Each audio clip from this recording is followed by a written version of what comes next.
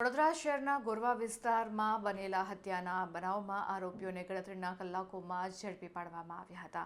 આરોપીઓને કોર્ટમાં રજૂ કરવામાં આવતા કોર્ટે 5 દિવસના રિમાન્ડ મંજૂર કર્યા છે।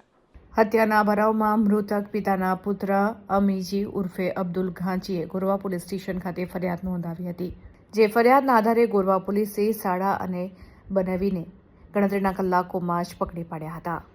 ગોરવા પોલીસ સ્ટેશને મર્ડરનો ભેદ ઉકેલીને ગણતરીના કલાકોમાં જ આરોપીને શોધી કાઢી આ બંનેની ધરપકડ કરી હતી।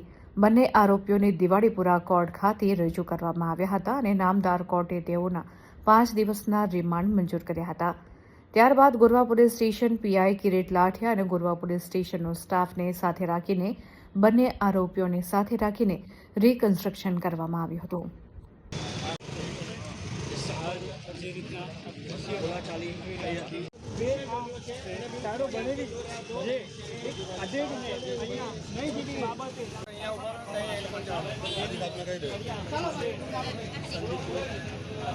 અહીંયાથી સાવલી જતો રહ્યો હતો। સાવલીમાં અને સતત એના લોકેશન હતા। અમારી બે ટીમો સતત એની પાછળ હતી અને સાવલીથી એ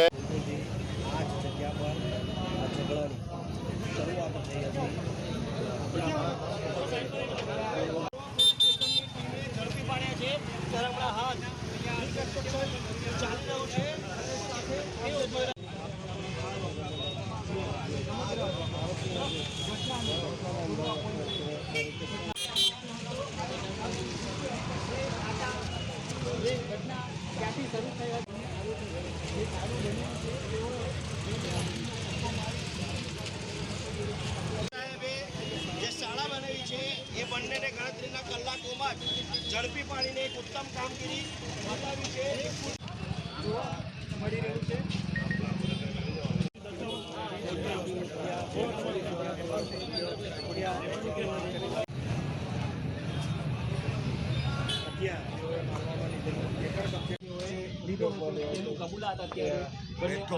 મારીને મોતને ઘાટ ઉતાર્યા હતા। સંદીપ અને સોહેલ દ્વારા શાળા બનાવી છે તેઓએ વિમાનમાં જે આ બનાવ છે એ એકદમ ઉશ્કેરાઈ જઈને તરત જ બન્યો એવું નથી લાગતું। કોઈ પણ આમાં હજી કોઈ વ્યક્તિ હોઈ શકે, એ દિશામાં પણ તપાસ થશે।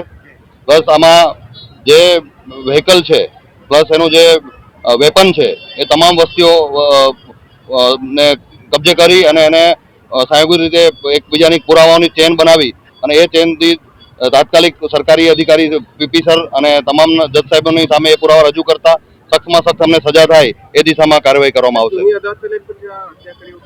જૂની હાલ પૂરતી કોઈ અદાવત હોય એવું ધ્યાને આવેલ નથી। મરણ જનાર સાથે એક સડન જે એકદમ ઉગ્ર બોલાચાલી થયેલી એનું જ આ ગંભીર પરિણામ આવ્યું છે એવું હાલ પૂરતું તપાસમાં જણાવેલ છે।